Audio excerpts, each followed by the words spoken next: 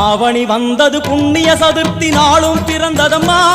அதிகாலை முதலே மனையில் மங்கள மேளம் ஒலிக்குதம்மா கஜமுகனின் வரவை காண குடும்பம் வாசலில் கூடுதம்மா மா கோலம் இட்டொரு மனை மேல் வந்தான் ஆரத்தியாகுதம்மா கணபதி ராஜா வந்தார்